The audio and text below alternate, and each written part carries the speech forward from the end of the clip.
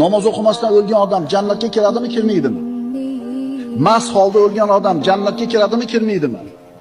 Sutxo'r odam jannatga kiradimi, kirmaydimi? Kirmaydi. Nima uchun? Bu gunoh kabira qilgan. Ga o'xshash gaplarni eshitgansizlar. Falonchining otasi mast holda o'lib qopti, endi do'zaxga ketdi. Yo'q aka. Kelinglar, bilmagan narsamiz gapirmaymiz yaxshisi.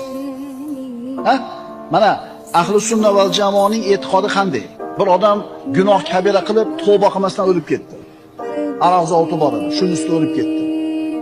Peshanasi bir marta sajda ko'rmadi, o'tib ketdi. Nima bo'ladi? Sirojiddin o'sha aytadi. Vadul imani la yabqa muqiman bi shu'mi zambi fi dar ishti'ali.